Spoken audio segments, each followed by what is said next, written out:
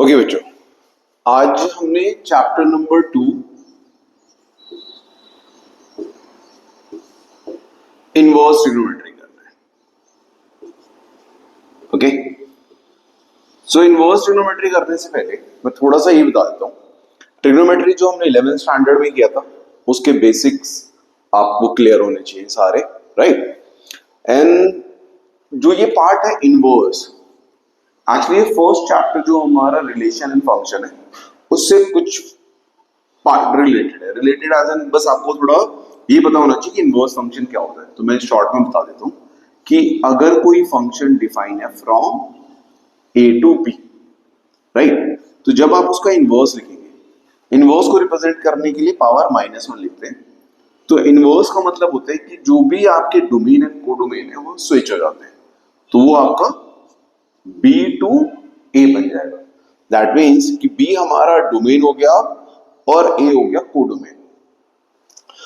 तो अब जैसे 11th स्टैंडर्ड में जो आप क्वेश्चंस करते थे वो ऐसे होता था कि find the value of sin π/6, right, या find the value of tan π/4, या फिर find the value of cos π/3।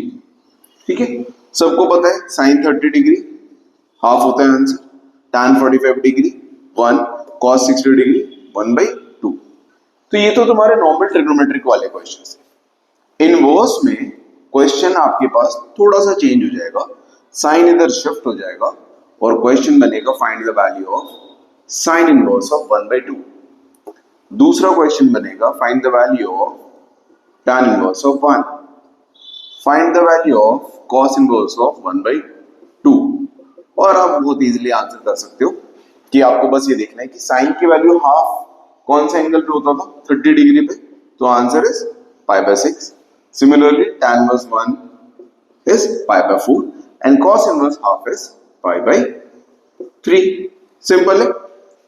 Now अब यहाँ पे एक छोटा सा कैच है, वो क्या है कि साइन इनवर्स हाफ सिर्फ π/6 है, ऐसा नहीं हो सकता, और भी वैल्यूज हो सकती थी, π - π/6 हो सकता था, right, 3π - π/6, 2π + π/6, there are so many values, but वो हम कोई भी नहीं लिखते, हम सिर्फ यही वैल्यूज हमने लिखी, या साइन की वैल्यू हमने सिर्फ हाफ की वैल्यू π/6 ही लिखी।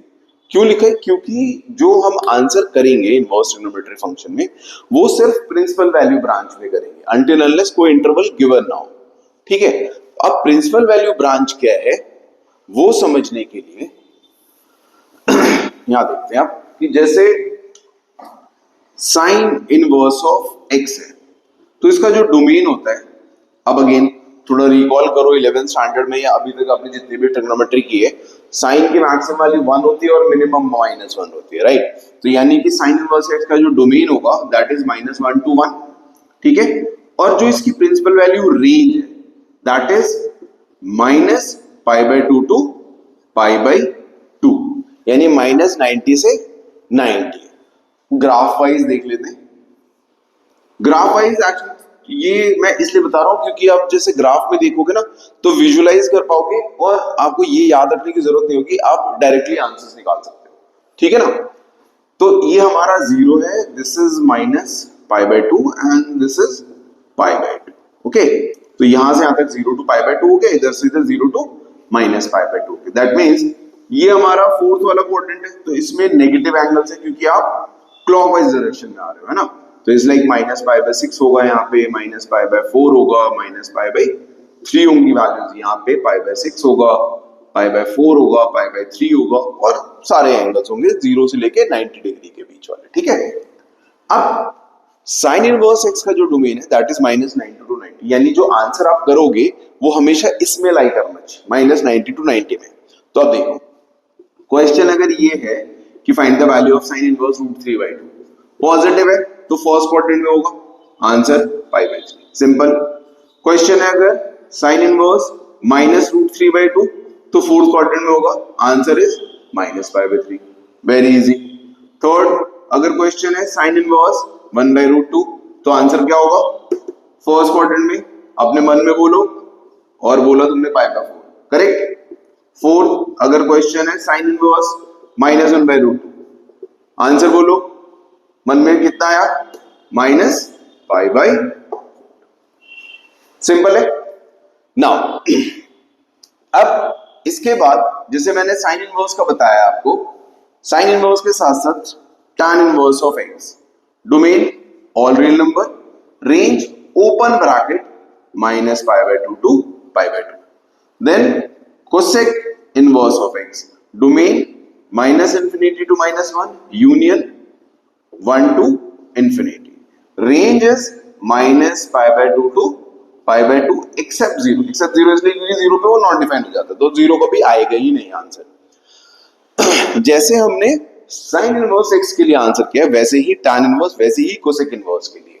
अब जैसे आप खुद सोच लो कि tan इनवर्स ऑफ 1 है, तो आंसर पॉजिटिव फर्स्ट क्वाड्रेंट में कितना एंगल होगा, π/4। अगर नेगेटिव है tan इनवर्स -1, तो आंसर क्या हो जाएगा, -π/4। करेक्ट। नाउ अब आप साइन इनवर्स, tan इनवर्स और कोसेक इनवर्स, इनके क्वेश्चंस तो करने के लिए एलिजिबल हो गए। अब इसके बाद थोड़ा आगे चलते हैं, ठीक है। अगर cos इनवर्स x है, cos इनवर्स ऑफ x का जो डोमेन है दैट इज -1 to 1 एंड जो रेंज है दैट इज 0 to π। वापस थोड़ा ग्राफ देख लेते हैं। 0 to π का मतलब हो कि दिस इज 0, π/2 एंड π।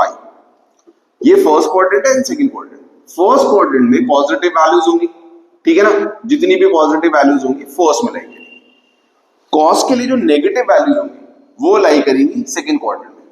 और सेकंड क्वाड्रेंट में क्या है कि जब भी आप कोई एंगल लिखोगे आप हमेशा पाई माइनस करके लिखते थे, 11th स्टैंडर्ड में भी देखा होगा आपने, है ना। तो हमेशा जब भी लिखेंगे पाई माइनस करके। तो मान लेते हैं कि क्वेश्चन है अगर कि भाई cos इनवर्स हाफ की वैल्यू बताओ, तो सीधा पॉजिटिव है तो फर्स्ट क्वाड्रेंट में हो रहेगा, दैट इज π/3। अगर क्वेश्चन है cos इनवर्स माइनस हाफ, तो cos में अगर नेगेटिव है तो सेकंड क्वाड्रेंट में चले जाएगा, तो answer should be pi minus π/3, that is 2π/3। Okay.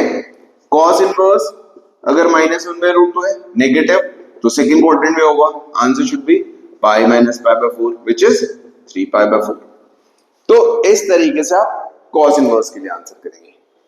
Now cos inverse, फिर सेकंड इनवर्स का जो डोमेन होगा that is -∞ to -1, union 1 to infinity, and जो रेंज है दैट इज 0 to π एक्सेप्ट π/2, क्योंकि again same reason sec π/2 not define हो जाता है।